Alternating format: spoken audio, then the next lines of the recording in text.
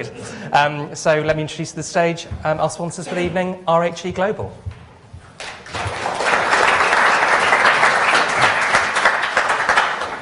Hello everybody, my name is Martin Pilkington and this is Huw Williams and we're from RHE Global. I'm going to be talking about generating positive social outcomes from citizen reporting using a product that we developed called the Noise app as an example of this. RHE Global, what we do is we sell software products that give solutions to local government and to central government. So we've developed a smarter communications project with the FSA, which is going extremely well with roughly 400 local authorities involved in that with food alerts, etc. We've developed a product called RHE, which is Regulatory Information and Management Services, which is for environmental health officers and is an expert system. And we've developed apps for local government. And one of those apps that we developed is called the Noise app. And we're going to go through this and explain what that is. But even as far back as 2017, the Guardian newspaper was looking around the world at apps in government and found that our app was one of the top 7 successful apps in the world. We just sponsored, because we create apps for local government, a Socketing report on apps in local government, surprisingly. And what that said is that, generally speaking, more and more people can get access to local government services by using apps. And that the Socketing report, they looked at 145 local government apps, and they found that some of the apps are multi-service, so you can report or you can interact on various things. And some of the apps were specific apps. Ours, the Noise app, is a specific app. And so what we're going to do tonight is we're going to go into it in a bit more detail and share with you how it works and what it's for. And essentially, it is an example of citizen science. I don't know if you're aware of the concept, I'm sure you are, where you actually take a data point, like a noise, and you record it and you pass it to a scientist who then analyzes it. But this is how it works. If everyone liked the same sounds, noise wouldn't be a problem. Perhaps it's the neighbour's dog, the late night parties, the early morning construction work, or maybe some other kind of noise. Whatever it is, you have the right to enjoy your home in peace. This is where the Noise app comes in. The Noise app gives everyone a simple way to capture noise nuisance and report it safely and securely to their local subscribing organisation. The Noise app, simplifying noise reporting and investigation. Almost everybody, I would imagine, in the room has had problems with noise at some point in their life. It is a very, very serious issue. Scientifically, even when you're asleep, your brain responds to noise. So does your heart rate. So it was seen in 2011 in the World Health Organization as a significant issue across the world in terms of health issues and also in terms of antisocial behavior and problems like that. So we have provided a diary tool, a tool so that we can accelerate noise complaints to environmental officers so that they can actually act on them. I think what environmental health officers need is evidence. Years gone by, what they used was things like noise sheets. The Noise app now empowers members of the public or people being disturbed by noise to actually gather information and confidently submit it then either to the local authorities going to investigate it or the housing associations who could be dealing with it.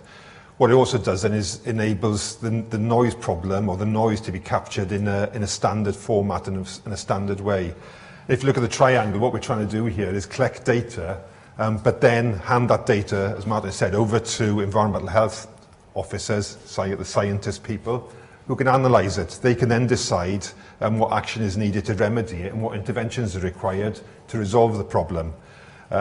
So it is about engagement, it is about working with the public, and it's about using new and different and evolving methods of gathering information rather than relying on historic ones which weren't always reliable and successful. Interestingly, you can see the number of local authorities and housing associations that use the app. We've got 200 local authorities. 7,000 people have actually downloaded and registered to use the Noise app. This is the bit I find really fascinating now is, you know, we've ended up with 450,000 plus recordings and submissions to local authorities, a massive amount of data. And that relates to over 45,000 cases where noise is a problem. What we're finding now is, and we work very closely obviously with our local authority and housing association colleagues, is some of that noise, it may not be a barking dog, we're now drilling into it and finding things like domestic violence, physical, emotional abuse. So we're now having to think about, right, what solutions need to be put in place to deal with this. And what we've got then is, through things like community safety partnerships, mechanisms where information can be shared between local authorities, housing associations, the police, and other partners to try and deal with it, to identify the appropriate resolution. So we collect data, you record on the actual phone information about where you are, where you've heard the noise, and then you actually create a series of data points, 30-second recordings, biopsies of the problem. It could be over a month, it could be over 3 weeks. That's sent to the environmental health officer who opens a case, and then in the end the case is closed. Either something's done about it, or it may not be a statutory noise nuisance, so there may be not much that can be done about it, but I'll give some advice back on how to handle that. This is an example of the back office analytics that can be done on the website. We have a cloud website where the information is sent from the noise app to actually the website, which is what the environmental health officer looks at. And so they can say, well, last year we had this number of complaints, this number of noise problems in this area, maybe it was construction. Next year we might have more construction happening in our local authority, so maybe we'll talk to the construction firm and say, look, we had too many complaints last year, can you start to look at more ways to mitigate some of these problems? In terms of pollution, clearly the biggest polluter or issue around pollution is air quality. Noise now is fast following it in terms of how many people are affected by noise problems every year. Again, following on the pyramid, what we're looking at is predicting and preventing. What we've got is all this information about noise problems. We're now able to see where it's happening because of the information that's submitted to the website. The analysis the local authorities can do. We can build that up and start looking at the national dimension. We're having conversations already with the Welsh Government about how you develop a noise and air quality strategy. We're already doing an air quality strategy. Noise is clearly having an impact on communities, so we've got to think about how we can end up with joined up solutions to tackle some of these ongoing problems. In terms of the citizens and the public, the survey was done by Welsh Government last year, which identified that 25% of people had been affected by noise in the previous 12 months. So clearly there's an interest, a genuine interest. And I think what we're seeing as well is issues around antisocial behaviour. The data we're getting now can inform and influence policy development as we move forward. Okay. Thank you very much.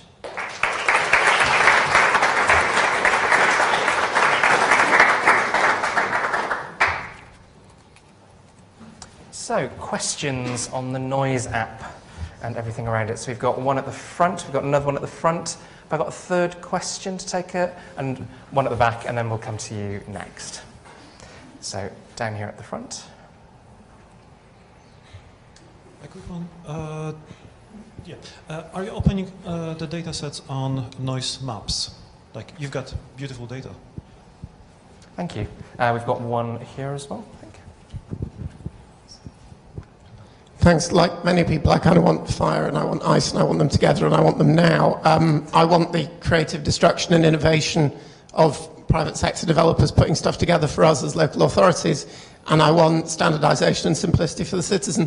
What happens if I download the app and I try and report some noise and my local authority isn't a subscriber? Thank you. And let's take the next two questions. One right at the back and then one a few. In fact, let's go for Ed first. Just really thinking back to the data ethics presentation that we had earlier, and there's concern around sort of predictive policing. And have you gone through a process, or what are your thoughts about the ethical considerations around collecting this information and how it's used by local authorities? Thank you. And then the fourth question, right at the back. Hi, it's Stephen Lorimer from the Greater London Authority. Ed stole most of my questions, so I'm going to ask a slightly different one. Sorry, yeah, we've been working together a bit. We are going to ask the same ones.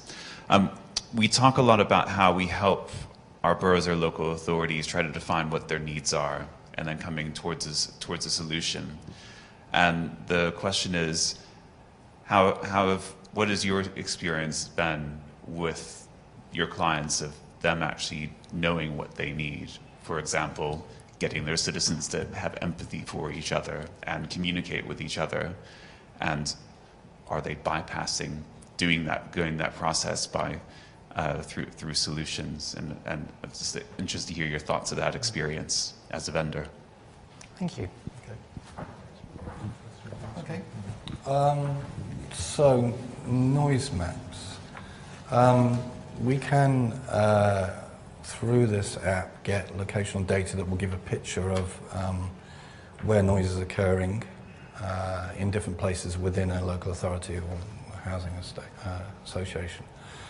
What we're now looking at is obviously anonymized, because we can't use the personal data for that, but anonymized, we're looking at talking to, as Huw has said, certain government bodies about being able to show a picture of where this noise is happening. And what you'll find is that when looking at that kind of analysis, it does help with being able to look in a predictive way and then moving to a preventative way, which is coming back to the purpose of the noise app in the first place, which is what you see here is there's a person and a scientist, and the noise complaints are coming over here, and he's sorting it out. What we'd like is more ideas over here to stop the need for the person in the first place reporting. Number two? Non-subscribing local authorities. I think the people can download the app. If the local authority is not subscribing, what I'd be encouraging people to do is find out why they're not subscribing. I think the experience we're getting back from the local authorities at the moment is we work obviously closely with local authority colleagues. They're finding it very useful. What we're hoping for is there's going to be some peer pressure and peer support for it, which will show that the way to move forward with these sorts of challenges is to actually have standardized ways of dealing with noise complaints and with the data. It is powerful stuff in terms of being able to find solutions and also to bring other partners to the table. Because quite often if a noise problem it won't just affect one person, it could affect many people, but also it could be symptomatic of other problems within the community setting. So I think it is about looking at modern and sophisticated ways of taking things forward. Okay. The third one is about ethical use of the data. In our terms and conditions of use, we lay out very clearly, according to GDPR legislation, that we are only using that data for the purposes of actually trying to solve the noise complaint. And then if we do use anonymized data, it's to do with the fact of the complaint. The thing is that what this product does is that everyone that downloads it to use it is stressed and they're fed up because they've got a neighbor or a dog or something and it's affecting their health. And so they are providing this data, trusting that we are only going to use it for the information, for the purposes that they provided it. And that's exactly what we do. So we use a top law firm in IT called Jurit, and they have an expert on GDPR and data ethics and law, obviously, and we pass everything past them to make sure that everything we do is absolutely in line with the regulations and the legislation. Adding a little bit to that as well. The local authorities and housing associations are the ones who will be dealing with the problems. The local authorities will have experience of information exchange with partner organisations, police in particular. They'll have a core that's in Wales as well, a core on the sharing of personal information. A lot of local authorities will have signed up to that. They've got community safety partnerships, crime reduction partnerships, all these. So there's mechanisms and ways of sharing information. So that's quite helpful. I think the final question was around citizens' engagement. And I think local authorities, clearly there's a need, they've got mechanisms for talking to their communities.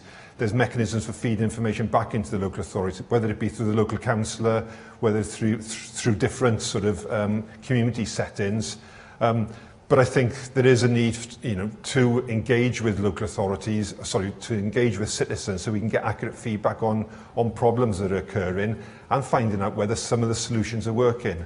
And I think there is, the noises create, it is causing more problems to communities, but we do need to engage with people to change behaviours, because at the end of the day, we live next to people, we're surrounded by people in blocks of flats, and there is something here about neighbouring us. Neighbourling, I don't know if that's even a word even, so apologies.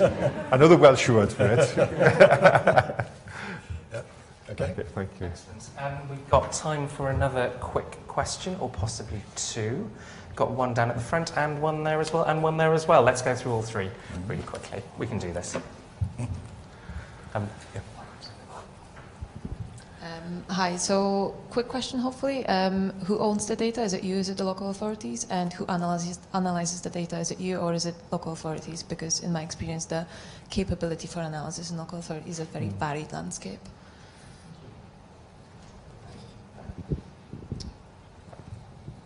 Hi. What's the service that sits around the app? So once the noise gets reported, you say it gets passed on to an enforcement officer, but what happens then? Is the app linked in with the local authority enforcement services? And final question tonight, just there. Highly linked to the first question that was asked, what skills and resources are required within a local authority to subscribe to this service, especially about data analytics? Thank you very much. You can have more than 11 seconds. You do the first one. Okay, so we provide a tool that processes the data, and the data is then used by the local authorities under its own data protection and GDPR rules. So they listen to the recordings, we don't.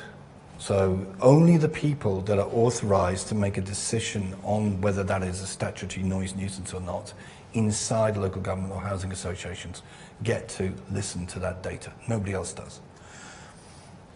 The second question probably links to the first in terms of you've got experienced officers who've been dealing with, particularly within the local authority sector, the regulatory services. They've got lots of experiences and for many years have been dealing with noise problems. It's a statutory nuisance and it goes back to the 1875 Public Health Act. I wasn't around when that was written, but I remember it. But we've also got the link then with housing associations through things like antisocial behaviour. There's legal provisions there, and it's a case then of the local authorities, housing associations working collaboratively to actually identify the best way to deal with the problems. What we're seeing as well is local authorities working together on a regional basis to try and develop consistent responses. Because I think in terms of supporting citizens and providing services to citizens, it seems very unfair for it to be a very good service in one part of the country and a less than adequate service elsewhere. So I think that's we're trying to develop the responsibilities with the local authorities and the service providers to come up with the solutions. We're trying to help them by sharing good experience and good practice. So the skills resources Yeah. I think this is in relation to presumably the expertise within the local authorities. And like I said earlier, local authorities have been doing this sort of work for a very long time. One of the benefits of the app as well is it's giving a very quick and a snapshot view of what the noise is like. Lots of local authorities have got very expensive noise monitoring equipment which costs thousands of pounds. Then that's got to be maintained and serviced and all these sorts of things. But we have got very adept and very competent and capable professional officers working in the local authority setting. They're looking for modern solutions, and what we're trying to do then is give them tools that can deliver modern, flexible and agile services to stakeholders and citizens. I think the last question was about analysis. Yeah, sorry. So, as a local authority, do I get this to my noise enforcement officer Can I then say how many complaints were there in the last 3 months and 3 months before that? Yep. And were more of them about live music in, Yes. at Banbury, and were more of them about loud? Yeah, exactly. What this does is it enables much faster analysis and much more thorough analysis because the data's all there.